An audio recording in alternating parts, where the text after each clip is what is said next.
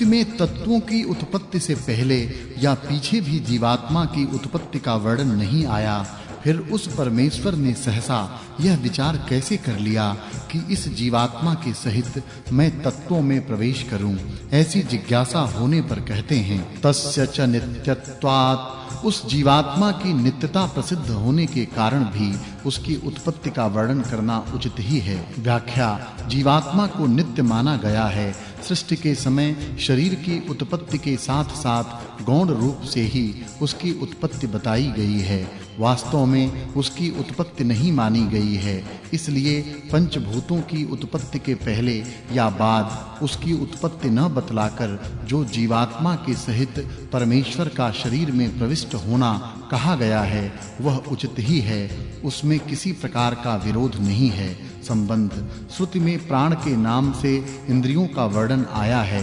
इससे यह जान पड़ता है कि इंद्रियां मुख्य प्राण के ही कार्य हैं, उसी की वृत्तियां हैं, भिन्न तत्व नहीं हैं। अथवा यह अनुमान होता है कि चक्षु आदि की भांति मुख्य प्राण भी एक इंद्रिय है, उन्हीं की जाति का पदार्थ है। ऐसी दशा में वास्तविक बात क्या है, इसका निर्णय करने के लिए अगला प्रकरण आरंभ किया जाता है। तो इंद्रियाणि तद व्यपदेशात् अन्यत्र श्रेष्ठात्, वे मन आदि 11 इंद्रिय मुख्य प्राण से भिन्न हैं, क्योंकि दूसरी श्रुति से उसका भिन्नता से वर्णन है। व्याख्या: दूसरी श्रुति में मुख्य प्राण की गणना इंद्रियों से अलग की गई है तथा इंद्रियों को प्राणों के नाम से नहीं कहा गया है। इसलिए पूर्वोक्त चक्षु आदि 10 इंद्रियां और मन मुख्य प्राण से सर्वथा भिन्न पदार्थ हैं। न तो वे मुख्य प्राण के कार्य हैं, न मुख्य प्राण उनकी भांति इंद्रियों की गणना में हैं। इन सब की शरीर में स्थिति मुख्य प्राण के अधीन है। इसलिए गौण रूप से श्रुति में इंद्रियों को प्राण के नाम से कहा गया है। संबंध: इंद्रियों से मुख्य प्राण की भिन्नता सिद्ध करने के लिए दूसरा हेतु प्रस्तुत करते हैं। भेदश्रुतेः, इंद्रियों से मुख्य प्राण का भेद सुना गया है, इसलिए भी मुख्य प्राण उनसे भिन्न तत्व सिद्ध होता है।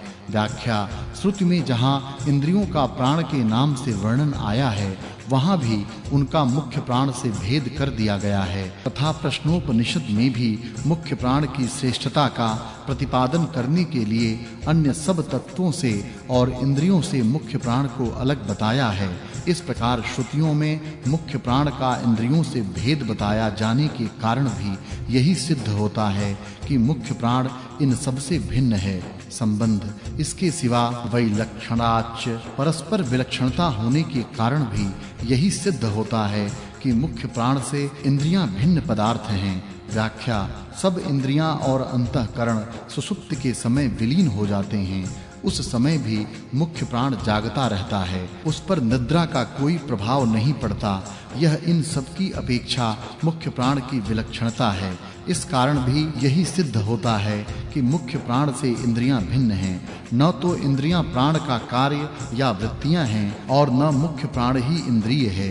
इंद्रियों को गौण रूप से ही प्राण नाम दिया गया है। संबंध: तेज आदि तत्वों की रचना करके परमात्मा ने जीव सहित उनमें प्रवेश करने के पश्चात नाम रूपात्मक जगत का विस्तार किया। यह श्रुति में वर्णन आया है।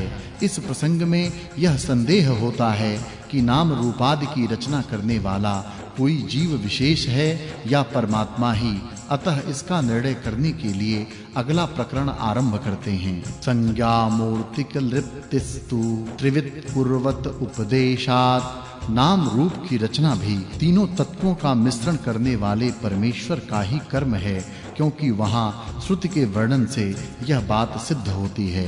व्याख्या: इस समस्त नाम रूपात्मक जगत की रचना करना जीवात्मा का काम नहीं है।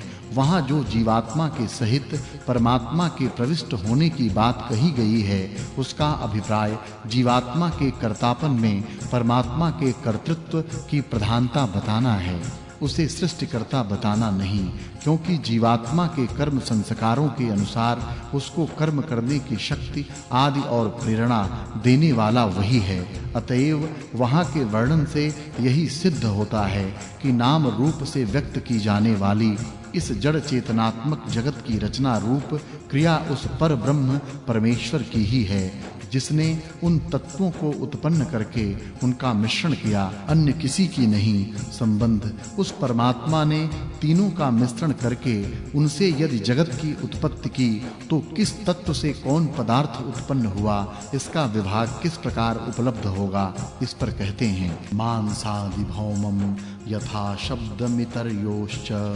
जिस प्रकार मांस आदि पृथ्वी के कार्य बताए गए हैं, वैसे ही वहां श्रुति के शब्द द्वारा बताए अनुसार दूसरे दोनों तत्वों का कार्य भी समझ लेना चाहिए। व्याख्या भूमि यानी पृथ्वी के कार्य को भौम कहते हैं। उस प्रकरण में जिस प्रकार भूमि रूप अन्न के कार्य मांस, विष्ठा और मन ये तीनों बताए गए हैं, उसी प्रकार उस प्रकरण में शब्दों में जिस तत्व के जो कार्य बताए गए हैं, उसके वे ही कार्य हैं, ऐसा समझ लेना चाहिए। वहां श्रुति ने जल का कार्य मूत्र, रक्त और प्राण को तथा तेज का कार्य हड्डी, मज्जा और वाणी को बताया है। अतः इन्हें ही उनका कार्य समझना चाहिए। संबंध इन तीनों तत्वों का मिश्रण करके सबकी रचना की गई। तब खाए हुए किसी एक तत्व से अमुक वस्तु हुई इत्यादि रूप से वर्णन करना कैसे संगत हो सकता है। इस पर कहते हैं, वैशेष्यातु तद्वादस्तद्वादः। वह कथन तो अधिकता के नाते से है। व्याख्या तीनों के मिश्रण में भी एक की अधिकता और दूसरे की न्यूनता रहती है। अतः जिसकी अधिकता रहती है, उस अधिकता को लेकर व्यवहार में मिश्रित तत्वों का अलग-अलग नाम से कथन किया जाता है, इसलिए कोई विरोध नहीं है। यहाँ तद्वादः पद का 2 बार प्रयोग अध्याय की समाप्ति सूचित करने के लिए है। इस प्रकरण में जो मन को अन्न का कार्य और अन्नमय कहा गया है, प्राणों को जल का कार्य और जलमय कहा गया है तथा वाणी को तेज का कार्य और तेजोमयी कहा गया है, वह भी उन तत्वों के संबंध से उनका उपकार होता हुआ देखा जाने के कारण गौण रूप से ही कहा हुआ मानना चाहिए। वास्तव में मन, प्राण और वाणी आदि इंद्रियां भूतों का कार्य नहीं हैं, भूतों से भिन्न पदार्थ हैं। यह बात पहले सिद्ध की जा चुकी है। चौथा पाद संपूर्ण श्री वेद व्यास रचित वेदांत दर्शन ब्रह्म सूत्र का 2 अध्याय पूरा हुआ। 3 अध्याय पहला पाद। पूर्व 2 अध्यायों में ब्रह्म और जीवात्मा के स्वरूप का प्रतिपादन किया गया।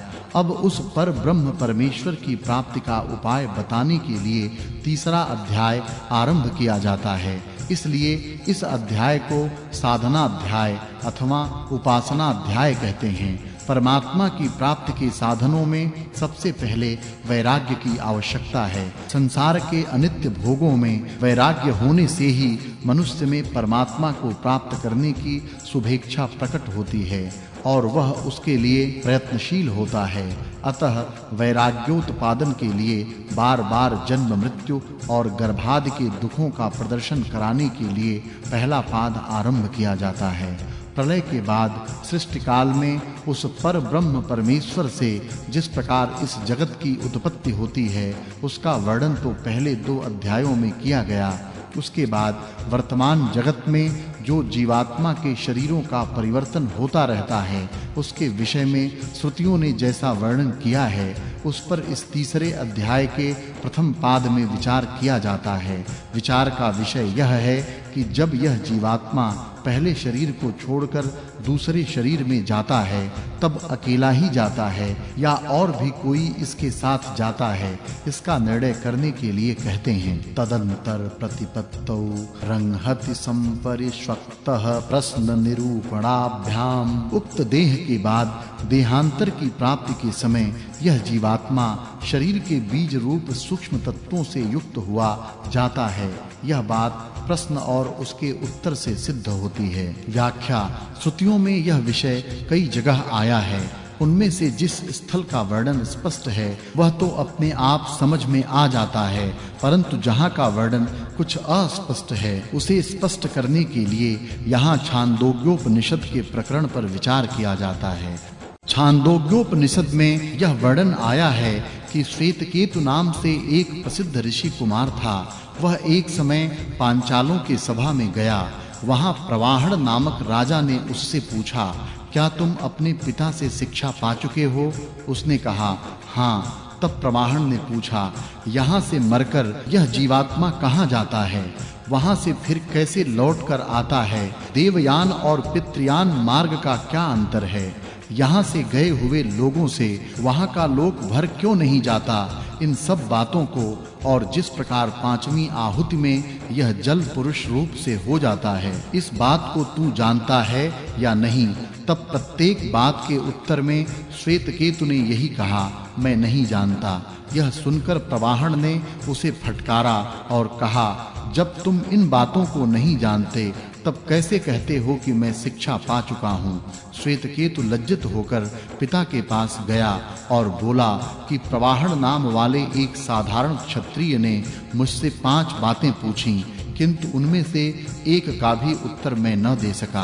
आपने मुझे कैसे कह दिया था कि मैं तुमको शिक्षा दे रहा हूँ? पिता ने कहा, मैं स्वयं इन 5 में से किसी को नहीं जानता, तब तुमको कैसे बताता? उसके बाद अपने पुत्र के सहित पिता उस राजा के पास गया और धनादि के दान को स्वीकार न करके कहा, आपने मेरे पुत्र से जो 5 बातें पूछी थीं, उन्हें ही मुझे बतलाइए। तब उस राजा ने बहुत दिनों तक उन दोनों को अपने पास ठहराया और कहा कि आज तक यह विद्या क्षत्रियों के पास ही रही है, अब पहले पहल आप ब्राह्मणों को मिल रही है। यह कहकर राजा प्रवाहण ने पहले उस 5वें प्रश्न का उत्तर देना आरंभ किया, जिसमें यह जिज्ञासा की थी कि यह जल 5वीं आहुति में पुरुष रूप कैसे हो जाता है। वहां द्युलोक रूप अग्नि में श्रद्धा की पहली आहुति देने से राजा सोम की उत्पत्ति बताई है। दूसरी आहुति है मेघ रूप अग्नि में राजा सोम को हवन करना, उससे वर्षा की उत्पत्ति बताई गई है। तीसरी आहुति है पृथ्वी रूप अग्नि में वर्षा को हवन करना, उससे अन्न की उत्पत्ति बताई गई है।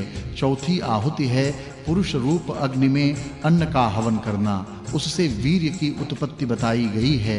और 5वीं आहुति है स्त्री रूप अग्नि में वीर्य का हवन करना, उससे गर्भ की उत्पत्ति बताकर कहा है कि इस तरह यह जल 5वीं आहुति में पुरुष संज्ञक होता है। इस प्रकार जन्म ग्रहण करने वाला मनुष्य जब तक आयु होती है तब तक यहाँ जीवित रहता है इत्यादि। इस प्रकरण में जल के नाम से बीज रूप समस्त तत्वों के समुदाय सूक्ष्म शरीर सहित वीर्य में स्थित जीवात्मा कहा गया है।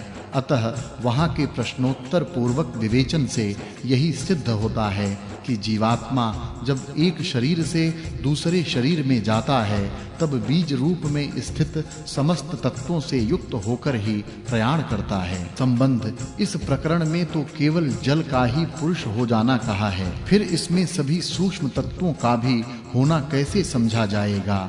यदि श्रुति को यही बताना अभिष्ट था तो केवल जल का ही नाम क्यों लिया?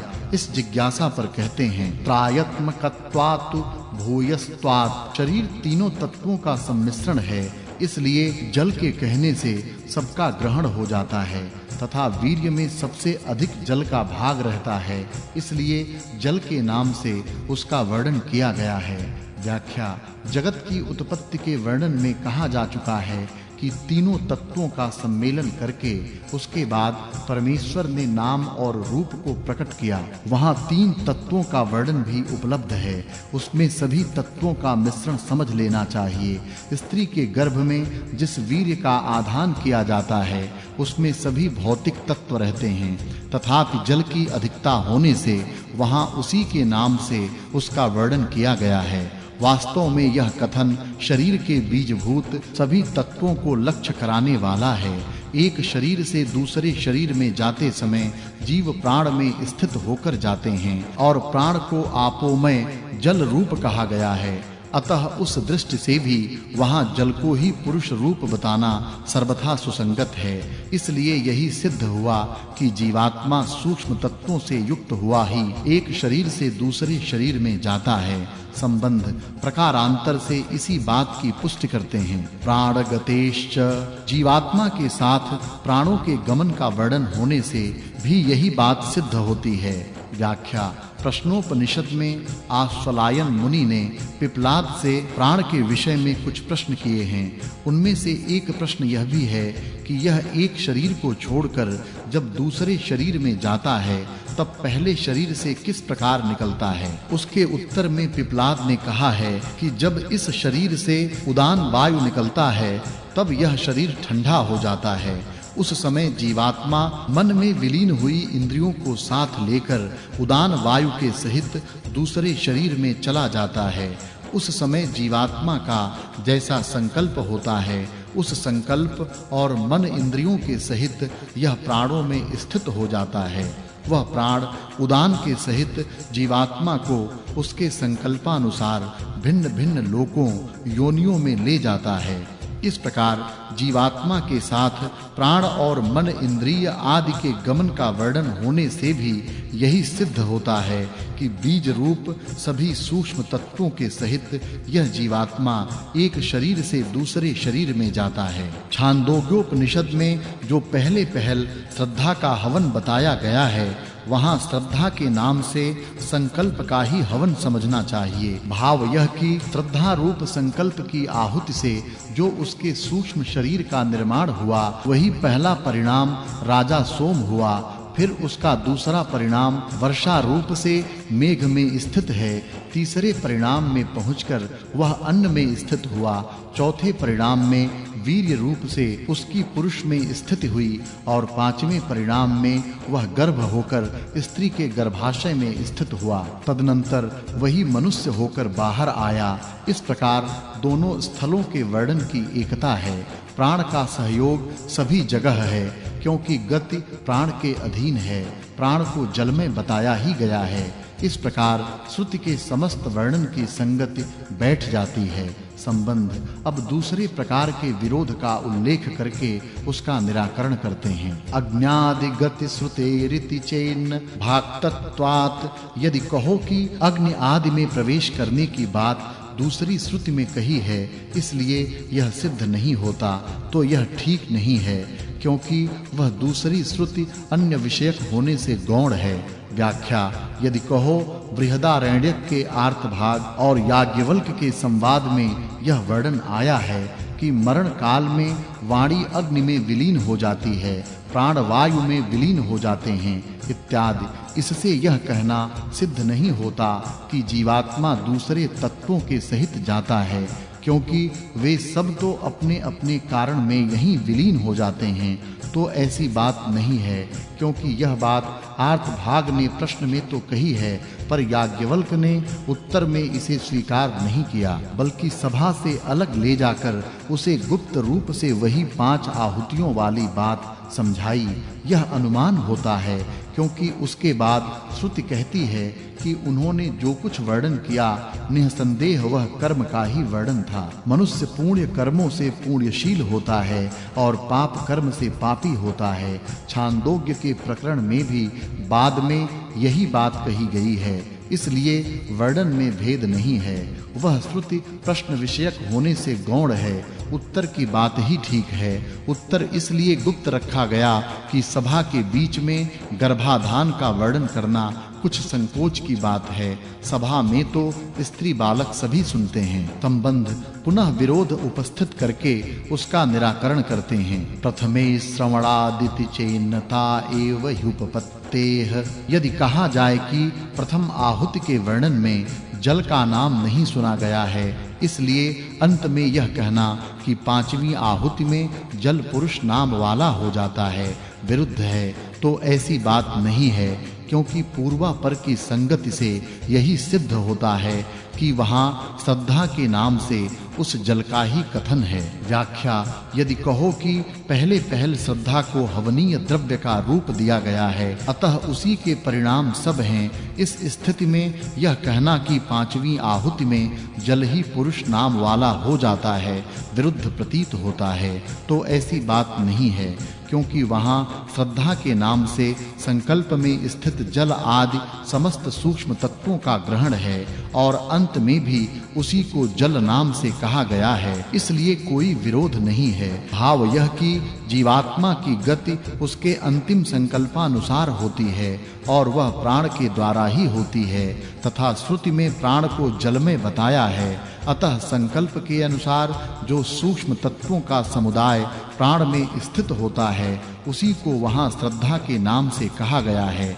वह कथन गति में संकल्प की प्रधानता दिखाने के लिए है। इस प्रकार पहल जो बात श्रद्धा के नाम से कही गई है उसी का अंतिम वाक्य में जल के नाम से वर्णन किया है। अतः पूर्वापर में कोई विरोध नहीं है। संबंध पहले की भांति दूसरे विरोध की उत्थापना करके उसका निराकरण करते हैं।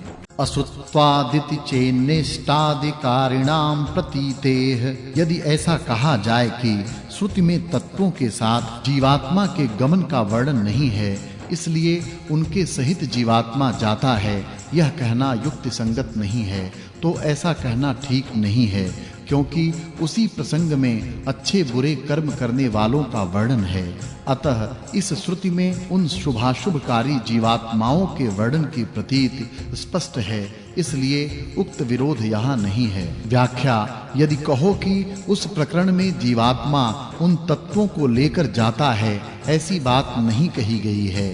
केवल जल के नाम से तत्वों का ही पुरुष रूप में हो जाना बताया गया है। इसलिए यह कहना विरुद्ध है कि तत्वों से युक्त जीवात्मा एक शरीर से दूसरे शरीर में जाता है, तो यह कहना ठीक नहीं है, क्योंकि उसी प्रकरण में आगे चलकर कहा है कि जो अच्छे आचरणों वाले होते हैं वे उत्तम योनि को प्राप्त होते हैं और जो नीच कर्म करने वाले होते हैं वे नीच योनि को प्राप्त होते हैं। इस वर्णन से अच्छे बुरे कर्म करने वाले जीवात्मा का उन तत्वों के साथ एक शरीर से दूसरे शरीर को प्राप्त होना सिद्ध होता है, इसलिए कोई विरोध नहीं है। संबंध इसी प्रकरण में जहां सकाम भाव से शुभ कर्म करने वालों के लिए धूम मार्ग से स्वर्ग में जाने की बात कही गई है, वहां ऐसा वर्णन आता है कि उस स्वर्ग में जाने वाला पुरुष देवताओं का अन्न है, देवता लोग उसका भक्षण करते हैं। अतः यह कहना कैसे संगत होगा कि पुण्यात्मा लोग अपने कर्मों का फल भोगने के लिए स्वर्ग में जाते हैं, जब वे स्वयं ही देवताओं के भोग बन जाते हैं, तब उनके द्वारा स्वर्ग का भोग भोगना कैसे सिद्ध होगा? इस जिज्ञासा पर कहते हैं, भाक्तम वानात्मवित्वात् तथा ही दर्शयति। वे लोग आत्मज्ञानी नहीं हैं, इस कारण आत्मज्ञानी की अपेक्षा उनकी हीनता दिखाने के लिए ही उनको देवताओं का अन्न बताने वाली श्रुति गौण है, क्योंकि उस प्रकार से उनका हीनत्व और स्वर्गलोक में नाना प्रकार के भोगों को भोगना भी श्रुति दिखलाती है। व्याख्या वे सकाम भाव से शुभ कर्म करने वाले लोग आत्मज्ञानी नहीं हैं, अतः आत्मज्ञान की स्तुति करने के लिए गौण रूप से उनको देवताओं का अन्न और देवताओं द्वारा उनका भक्षण किया जाना कहा गया है। वास्तव में तो श्रुति यह कहती है कि देवता लोग न खाते हैं और न पीते हैं, इस अमृत को देखकर ही तृप्त हो जाते हैं। अतः इस कथन का यह भाव है कि राजा के नौकरों की भांति वह देवताओं के भोग्य यानी सेवक होते हैं। इस भाव के वचन श्रुति में दूसरी जगह भी पाए जाते हैं। जो उस परमेश्वर को न जानकर दूसरे देवताओं की उपासना करता है, वह जैसे यहाँ लोगों के घरों में पशु होते हैं, वैसे ही देवताओं का पशु होता है। आत्मज्ञान की स्तुति के लिए इस प्रकार कहना उचित ही है। इसके सिवा वे शुभ कर्म वाले लोग देवताओं के साथ आनंद का उपभोग करते हैं, इसका श्रुति में इस तरह वर्णन किया गया है। पितृलोक पर विजय पाने वालों की अपेक्षा 100 गुना आनंद कर्मों से देव भाव को प्राप्त होने वालों को होता है, तथा गीता में भी इस प्रकार कहा गया है, ते तं भुक्त्वा स्वर्गलोकं विशालं क्षीणे पुण्ये मृत्युलोकं विशन्ति एवं त्रयी धर्ममनुप्रपन्ना गतागतम काम कामा लभन्ते। वे वहां विशाल स्वर्ग लोक के भोगों को भोग कर पूर्ण क्षीण होने पर पुनः मृत्यु लोक में लौट आते हैं। इस प्रकार वेदोक्त धर्म का आचरण करने वाले वे भोगकामी मनुष्य आवागमन को प्राप्त होते हैं। इसलिए यह सिद्ध हुआ कि उनको देवताओं का अन्न कहना वहां गौण रूप से है। वास्तव में वहां जाकर वे अपने कर्मों का ही फल भोगते हैं और फिर वहां से वापस लौट आते हैं। अतः जीवात्मा का एक शरीर से दूसरे शरीर में सूक्ष्म तत्वों के सहित जाना सर्वथा सुसंगत है। इसमें किसी प्रकार का विरोध नहीं है। संबंध उक्त प्रकरण में कहा गया है कि जब तक उसके कर्मों का क्षय नहीं हो जाता तब तक वह वहीं रहता है, फिर वहां से इस लोक में लौट आता है। अतः प्रश्न होता है कि उसके सभी पुण्य कर्म पूर्णतया समाप्त हो जाते हैं या कुछ कर्म शेष रहता है जिसे साथ लेकर वह लौटता है। इसका निर्णय करने के लिए कहते हैं, कृतात्यये अनुशयवान दृष्ट स्मृतिभ्याम यथेतनमेव च। किए हुए पुण्य कर्मों का क्षय होने पर शेष कर्म संस्कारों से युक्त जीवात्मा जैसा गया था उसी मार्ग से अथवा इससे भिन्न किसी दूसरे प्रकार से लौट आता है। श्रुति और स्मृतियों से यही बात सिद्ध होती है। व्याख्या उस जीव के द्वारा किए हुए कर्मों में से जिनका फल भोगने के लिए उसे स्वर्गलोक में भेजा गया है, उन पुण्य कर्मों को पूर्णतया क्षय हो जाने पर वह स्वर्गस्थ जीवात्मा अनुशय से अर्थात शेष कर्म संस्कारों से युक्त होकर जिस मार्ग से गया था उसी से अथवा किसी दूसरे प्रकार से लौट आता है। इस प्रकरण में जो यह बात कही गई है कि अच्छे आचरणों वाले अच्छी योनि को प्राप्त होते हैं और बुरे आचरणों वाले बुरी योनि को प्राप्त होते हैं, इस वर्णन से यही सिद्ध होता है। तथा स्मृति में जो यह कहा गया है कि जो वर्णाश्रमी मनुष्य अपने कर्मों में स्थित रहने वाले हैं वे यहाँ से स्वर्गलोक में जाकर वहाँ कर्मों का फल भोग कर बचे हुए कर्मों के अनुसार अच्छे जन्म, कुल, रूप आदि को प्राप्त होते हैं। इस स्मृति वाक्य से भी यही बात सिद्ध होती है। संबंध प्रकारांतर से विरोध की उत्थापना करके उसका निराकरण करते हैं। चरणादिति चेन्नोपलक्षणार्थेति कार्षणाजिनिहि। यदि ऐसा कहो कि चरण शब्द का प्रयोग है इसलिए यह कहना उचित नहीं है कि वह शेष कर्म संस्कारों को साथ लेकर आता है, तो ऐसी बात नहीं है, क्योंकि वह कथन अनुशय शेष कर्म संस्कारों का उपलक्षण करने के लिए है। यह बात कार्षणाजिन नामक आचार्य कहते हैं, इसलिए कोई विरोध नहीं है। व्याख्या उपर्युक्त शंका का उत्तर अपनी ओर से न देकर आचार्य कार्षणाजिन का मत उपस्थित करते हुए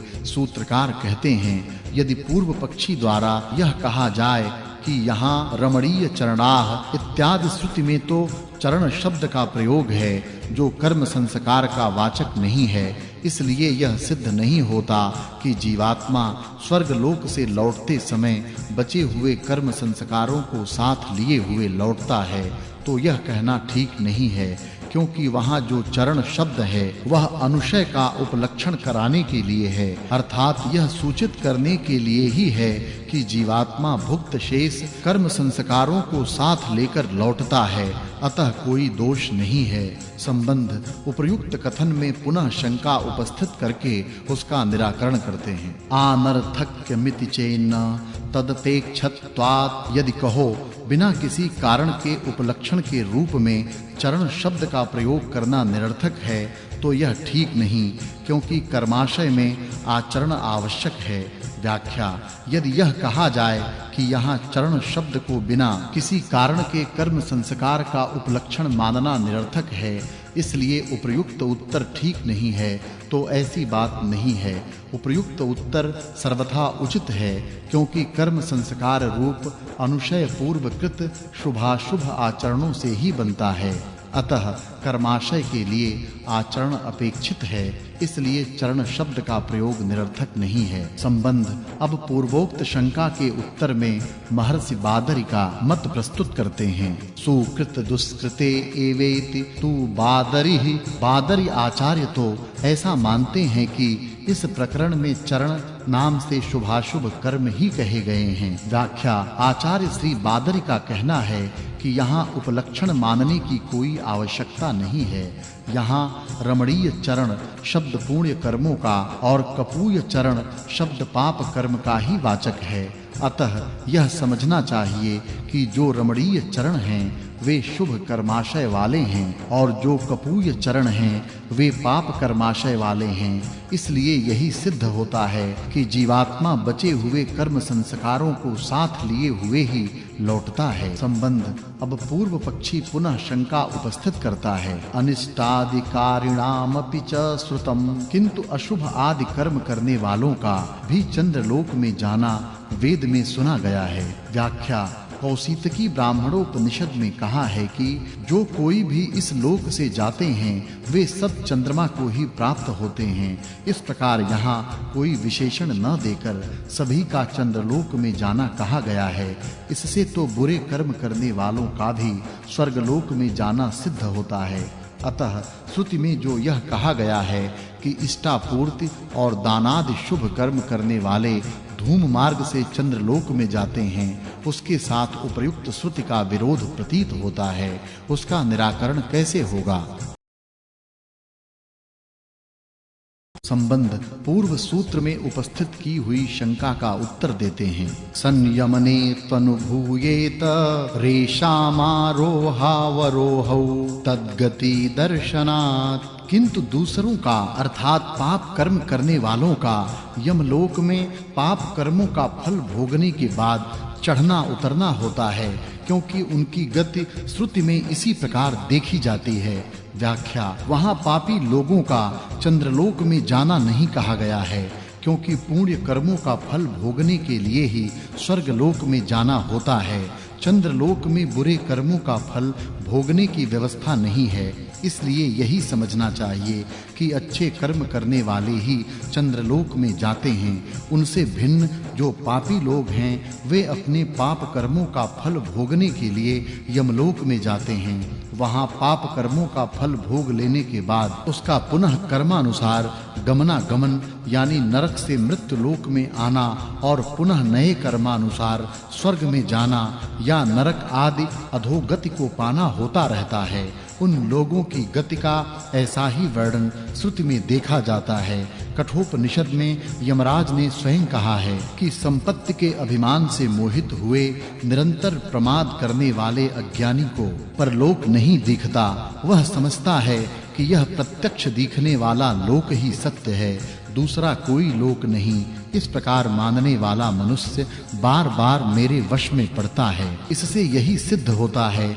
कि शुभ कर्म करने वाला ही पितृयान मार्ग से या अन्य मार्ग से स्वर्गलोक में जाता है। पापी लोग यमलोक में जाते हैं। कौशितकी ब्राह्मण में जिनके चंद्रलोक में जाने की बात कही गई है वे सब पुण्य कर्म करने वाले ही हैं, क्योंकि उसी श्रुति में चंद्रलोक से लौटने वालों की कर्मानुसार गति बताई गई है। इसलिए दोनों श्रुतियों में कोई विरोध नहीं है। संबंध। इसी बात को दृढ़ करने के लिए स्मृति का प्रमाण देते हैं। स्मरन्ति च, तथा स्मृति में भी इसी बात का समर्थन किया गया है। व्याख्या। गीता के 16वें अध्याय के 7वें श्लोक से 15वें श्लोक तक आसुरी प्रकृति वाले पापी पुरुषों के लक्षणों का विस्तार पूर्वक वर्णन करके अंत में कहा है कि वे अनेक प्रकार के विचारों से भ्रांत हुए, मोह जाल में फंसे हुए और भोगों के उपभोग में रचे पचे हुए मूढ़ लोग कुंभीपाक आदि अपवित्र नरकों में गिरते हैं। इस प्रकार स्मृति के वर्णन से भी उसी बात का समर्थन होता है। अतः पाप कर्मियों का नरक में गमन होता है, यही मानना ठीक है। संबंध। प्रकारांतर से उसी बात को कहते हैं। अपिच सप्त, इसके सिवा पाप कर्म का फल भोगने के लिए प्रधानतः 7 नरकों का भी वर्णन आया है। व्याख्या। इसके सिवा पाप कर्मों का फल भोगने के लिए पुराणों में प्रधानता से रौरव आदि 7 नरकों का भी वर्णन किया गया है। इससे उन पाप कर्मियों के स्वर्ग गमन की तो संभावना ही नहीं की जा सकती। संबंध नरकों में तो चित्रगुप्त आदि दूसरे अधिकारी बताए गए हैं। फिर यह कैसे कहा कि पापी लोग यमराज के अधिकार में दंड भोगते हैं? इस पर कहते हैं तत्रापि च तद व्यापाराद् विरोधः, तथा उन यातना के स्थानों में भी उस यमराज के ही आज्ञा अनुसार कार्य होने से किसी प्रकार का विरोध नहीं है। व्याख्या यातना भोगने के लिए जो रौरव आदि 7 नरक बताए गए हैं और वहां जो चित्रगुप्त आदि दूसरे अधिकारी हैं वे ही यमराज के आज्ञा अनुसार कार्य करते हैं, इसलिए उनका किया हुआ कार्य भी यमराज का ही कार्य है। अतः यमराज के अधिकार में पापियों के दंड भोगने की जो बात कही गई है उसमें कोई विरोध नहीं है। संबंध ऐसा मान लेने पर भी पूर्वोक्त श्रुति में जो सबके चंद्रलोक में जाने की बात कही गई है उसकी संगति कैसे होगी? इस पर कहते हैं विद्या कर्मणोरितितु प्रकृतत्वात्, ज्ञान और शुभ कर्म इन दोनों का ही प्रकरण होने के कारण ऐसा कथन उचित ही है। व्याख्या जिस प्रकार छांदोग्योपनिषद में विद्या और शुभ कर्मों का फल बताने का प्रसंग आरंभ करके देवयान और पितृयान मार्ग की बात कही गई है, उसी प्रकार वहां कौशितकी उपनिषद में भी ज्ञान और शुभ कर्मों का फल बताने के प्रकरण में ही उक्त कथन है। इसलिए यह समझना चाहिए कि जो शुभ कर्म करने वाले अधिकारी मनुष्य इस लोक से जाते हैं वे ही सब के सब चंद्रलोक को जाते हैं, अनिष्ट कर्म करने वाले नहीं, क्योंकि उनका प्रकरण नहीं है। संबंध यहाँ यह जिज्ञासा होती है कि कठोपनिषद में जो पापियों के लिए यमलोक में जाने की बात कही गई है वह छांदोग्य श्रुति में बताई हुई तीसरी गति के अंतर्गत है या उससे भिन्न? इसके उत्तर में कहते हैं न तृतीये तपोपलब्धेः, वहां कही हुई तीसरी गति में यमलोक गमन रूप गति का अंतर्भाव नहीं होता, क्योंकि उस वर्णन में ऐसी ही बात मिलती है। व्याख्या वहां छांदोग्योपनिषद में यह बात कही गई है कि देवयान और पितृयान इन दोनों मार्गों में से किसी भी मार्ग से जो ऊपर के लोकों में नहीं जाते वे क्षुद्र तथा बार-बार जन्मने मरने वाले प्राणी होते हैं। उत्पन्न होवो और मरो, यह मृत्यु लोक ही उनका तीसरा स्थान है इत्यादि। इस वर्णन में यह पाया जाता है कि उनका किसी भी परलोक में गमन नहीं होता, वे इस मृत्यु लोक में ही जन्मते मरते रहते हैं। इसलिए इस तीसरी गति में यम यातना रूप नरक लोक वाली गति का अंतर्भाव नहीं है।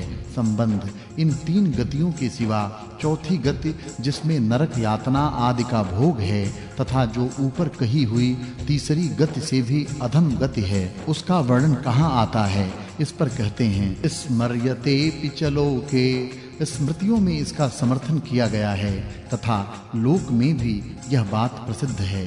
व्याख्या श्रीमद् भगवत गीता में कहा है कि ऊर्ध्व गच्छन्ति सत्वस्था मध्ये तिष्ठन्ति राजसाः जघन्य गुणवृत्तिस्था अधो गच्छन्ति तामसाः। सत्व गुण में स्थित रहकर मरने वाले लोग ऊपर के लोकों में जाते हैं। देवयान और पितृयान दोनों मार्ग इसके अंतर्गत हैं। राजसी लोग बीच में अर्थात इस मनुष्य लोक में ही जन्मते मरते रहते हैं। यह छांदोग्य में बताई हुई तीसरी गति के अंतर्गत है। निंदनीय तमो गुण की वृत्ति में स्थित तामसी जीव नीचे के लोकों में जाते हैं। इसी के अंतर्गत उक्त तीसरी गति से अधम यह यम यातना रूप गति भी है। इसका स्पष्टीकरण गीता अध्याय 16 श्लोक 20 में किया गया है। इस प्रकार इस यम यातना रूप अधोगति का वर्णन स्मृतियों में पाया जाता है तथा लोक में भी यह प्रसिद्ध है।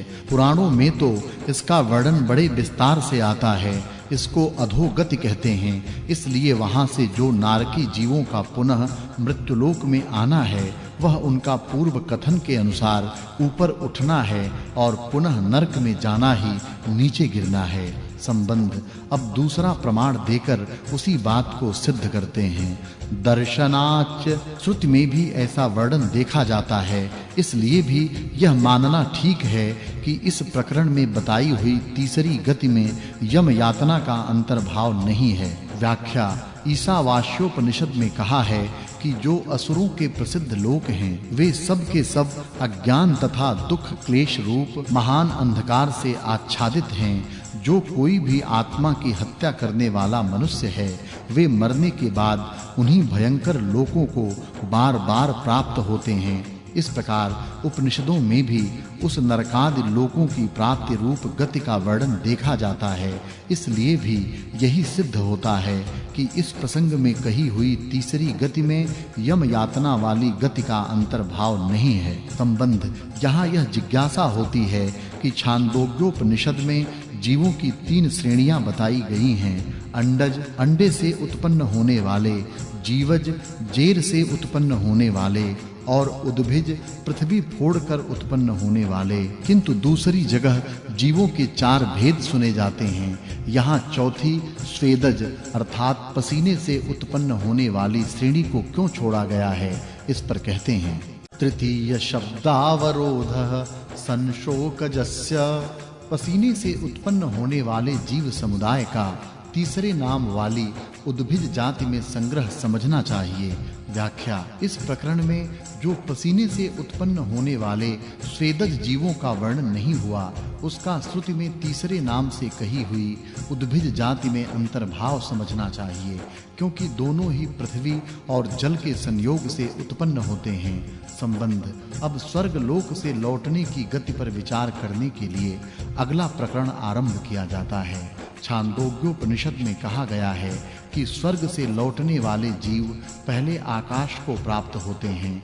आकाश से वायु, धूम, मेघ आदि के क्रम से उत्पन्न होते हैं। यहाँ यह जिज्ञासा होती है कि जीव उन आकाश आदि के रूप में स्वयं परिणत होते हैं या उनके समान हो जाते हैं। इस पर कहते हैं तत्साभाव्यापत्ति रूपपत्तेः। उनके सदृश भाव की प्राप्ति होती है क्योंकि यही बात युक्त से सिद्ध होती है। व्याख्या यहाँ जो आकाश, वायु आदि बनकर लौटने की बात कही गई है, इस कथन से जीवात्मा का उन तत्वों के रूप में परिणत होना युक्ति संगत नहीं है, क्योंकि आकाश आदि पहले से विद्यमान हैं और जीवात्मा जब एक के बाद दूसरे भाव को प्राप्त हो जाते हैं उसके बाद भी वे आकाशादि पदार्थ रहते ही हैं। इसलिए यही मानना युक्ति संगत है कि वे उन आकाश आदि के सदृश आकार वाले बनकर लौटते हैं। उनका आकाश के सदृश सूक्ष्म हो जाना ही आकाश को प्राप्त होना है। इसी प्रकार वायु आदि के विषय में भी समझ लेना चाहिए।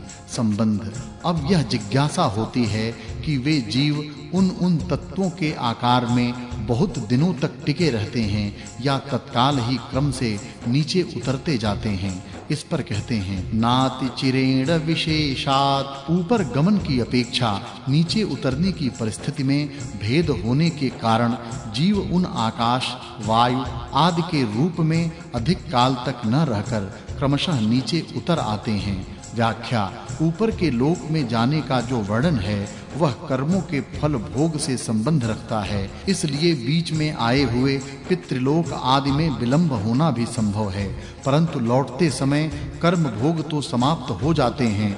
इसलिए बीच में कहीं विलंब होने का कोई कारण नहीं रहता।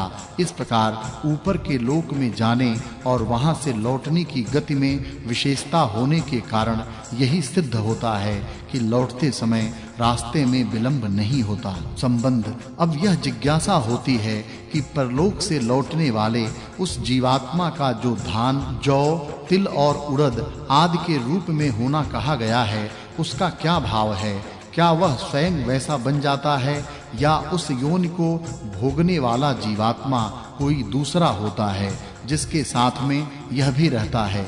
इस पर कहते हैं अन्याधिष्ठितेषु पूर्ववद भिलापाद। पहले की भांति ही यह कथन है, इसलिए दूसरे जीवात्मा अपने कर्म फल भोग के लिए जिनमें स्थित हो रहे हैं ऐसे धान, जौ आदि में केवल सन्निधि मात्र से इसका निवास है। व्याख्या जिस प्रकार पूर्व सूत्र में यह बात कही गई है कि वह लौटने वाला जीवात्मा आकाश आदि नहीं बनता, उनके सदृश होकर ही उनसे संयुक्त होता है। उसी प्रकार यहाँ धान आदि के विषय में भी समझना चाहिए, क्योंकि यह कथन भी पहले के सदृश ही है। इसलिए यही सिद्ध होता है कि उन धान, जौ आदि में अपने कर्मों का फल भोगने के लिए जो दूसरे जीव पहले से ही स्थित हैं, उनके रहते हुए ही यह चंद्रलोक से लौटने वाला जीवात्मा उनके साथ-साथ पुरुषों के उदर में चला जाता है।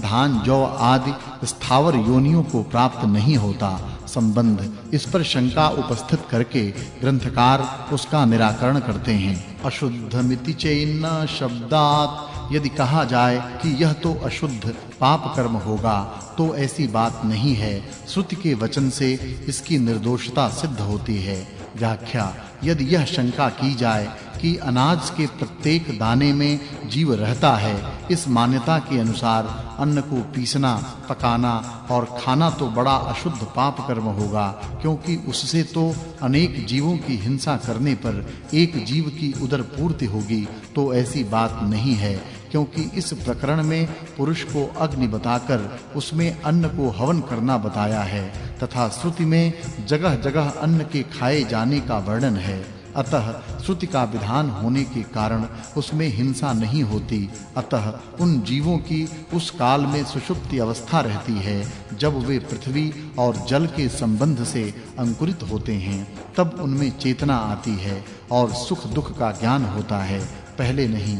अतः अन्न भक्षण में हिंसा नहीं है। संबंध अन्न से संयुक्त होने के बाद वह किस प्रकार कर्म फल भोग के लिए शरीर धारण करता है, उसका क्रम बतलाते हैं। रेतः सग्नियोगोऽथ, उसके बाद वीर्य का सेचन करने वाले पुरुष के साथ उसका संबंध होता है। व्याख्या: उसके अनंतर वह जीवात्मा अन्न के साथ पुरुष के पेट में जाकर उसके वीर्य में प्रविष्ट हो उस पुरुष से संयुक्त होता है। इस कथन से यह स्पष्ट हो जाता है कि आकाश आदि से लेकर अन्न तक सभी जगह केवल संयोग से ही उसका तदाकार होना कहा है, स्वरूप से नहीं।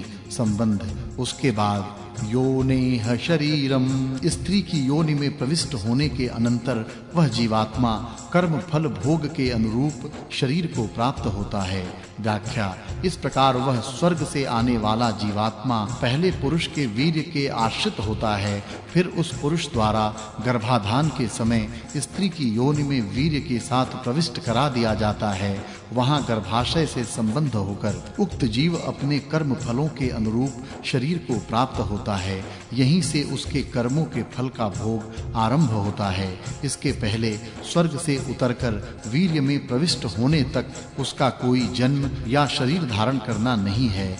केवल उन आकाश आदि के आश्रित रहना मात्र कहा गया है। उन धान आदि शरीरों के अधिष्ठाता जीव दूसरे ही हैं। पहला पाद संपूर्ण। दूसरा पाद।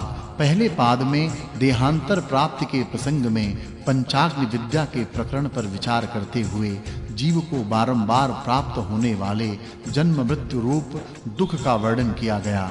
इस वर्णन का गूढ़ अभिप्राय यही है कि जीव के मन में सांसारिक पदार्थों तथा अपने नश्वर शरीर के प्रति आसक्ति कम हो और निरंतर वैराग्य की भावना बढ़े। अब दूसरे पाद में वर्तमान शरीर की विभिन्न अवस्थाओं पर विचार करके इस जन्म मरण रूप संसार बंधन से छूटने के लिए परमेश्वर का ध्यान रूप उपाय बताना है। अतएव पहले स्वप्नावस्था पर विचार आरंभ करते हुए दो सूत्रों में पूर्व पक्ष की उत्थापना की जाती है। संधे सृष्टिराहि, स्वप्न में भी जागृत की भांति सांसारिक पदार्थों की रचना होती है, क्योंकि श्रुति ऐसा वर्णन करती है। व्याख्या: बृहदारण्यकोपनिषद में यह वर्णन आया है कि स्वप्नावस्था में यह जीवात्मा इस लोक और परलोक दोनों को देखता है, वहां दुख और आनंद दोनों का उपभोग करता है। इस स्थूल शरीर को स्वयं अचेत करके वासनामय नए शरीर की रचना करके जगत को देखता है। उस अवस्था में सचमुच न होते हुए भी रथ को ले जाने वाले वाहन और उसके मार्ग की तथा आनंद, मोद, प्रमोद की एवं कुंड, सरोवर और नदियों की रचना कर लेता है। इत्यादि। इसी प्रकार दूसरी श्रुतियों में भी स्वप्न में सृष्टि का होना कहा है। इसलिए यह सिद्ध होता है कि स्वप्न में भी सांसारिक पदार्थों की रचना होती है और वह अत्यंत विचित्र तथा जीवकृत है। निर्मातारं चैके पुत्रादयश्च, तथा एक शाखा वाले पुरुषों को कामनाओं का निर्माता भी मानते हैं और उनके मत में पुत्र आदि ही काम अथवा कामना के विषय हैं। व्याख्या। कठोपनिषद में वर्णन आया है कि य एष सुप्तेषु जागर्ति कामं कामं पुरुषो निर्माणः। यह नाना प्रकार के भोगों की रचना करने वाला पुरुष अन्य सबके सो जाने पर स्वयं जागता रहता है। इसमें पुरुष को कामनाओं का निर्माता कहते हैं। कठोपनिषद के अनुसार पुत्र पौत्र आदि ही काम अथवा कामना के विषय हैं। इससे भी यही सिद्ध होता है कि स्वप्न में सृष्टि है। संबंध। इस प्रकार पूर्व पक्षी के द्वारा स्वप्न की सृष्टि को सत्य सिद्ध करने की चेष्टा की गई तथा उसे जीव कर्तृक बताया गया। अब सिद्धांती की ओर से इसका उत्तर दिया जाता है। माया मात्रम तु कार्त्स्येन्या नभिव्यक्त स्वरूपत्वात्, किंतु पूर्ण रूप से उसके रूप की अभिव्यक्ति उपलब्धि न होने के कारण वह माया मात्र है। व्याख्या। स्वप्न की सृष्टि का वर्णन करते हुए श्रुति ने यह बात तो पहले ही स्पष्ट कर दी है कि जीवात्मा वहां जिन-जिन वस्तुओं की रचना करता है वे वास्तव में नहीं हैं। इसके सिवा यह भी देखा जाता है कि स्वप्न में सब वस्तुएं पूर्ण रूप से देखने में नहीं आती। जो कुछ देखा जाता है वह अनियमित और अधूरा ही देखा जाता है। प्रश्नोपनिषद में तो स्पष्ट ही कहा है कि जागृत अवस्था में सुनी हुई, देखी हुई और अनुभव की हुई वस्तुओं को स्वप्न में देखता है, किंतु विचित्र ढंग से देखता है। देखी सुनी हुई को और न देखी सुनी हुई को भी देखता है तथा अनुभव की हुई को और न अनुभव की हुई को भी देखता है। इन सब कारणों से यही सिद्ध होता है कि स्वप्न की सृष्टि वास्तविक नहीं, जीवों को कर्म फल का भोग कराने के लिए भगवान अपनी योग माया से उसके कर्म संस्कारों की वासना के अनुसार वैसे दृश्य देखने में उसे लगा देते हैं। अतः वह स्वप्न सृष्टि तो माया मात्र है, जागृत की भांति सच्ची नहीं है। यही कारण है कि उस अवस्था में किए हुए शुभाशुभ कर्मों का फल जीवात्मा को नहीं भोगना पड़ता। तथा पूर्व पक्षी ने जो यह बात कही थी कि किसी शाखा वाले लोग पुरुष को पुत्र पौत्रादि काम्य विषयों की रचना करने वाला बताते हैं, वह ठीक नहीं है, क्योंकि वहां स्वप्नावस्था का प्रकरण नहीं है और उस मंत्र में जीवात्मा को काम्य विषयों का निर्माता नहीं कहा गया है। वहां यह विशेषण परमात्मा के लिए आया है। संबंध। इससे तो यह सिद्ध होता है कि स्वप्न सर्वथा व्यर्थ है, उसकी कोई सार्थकता नहीं। इस पर कहते हैं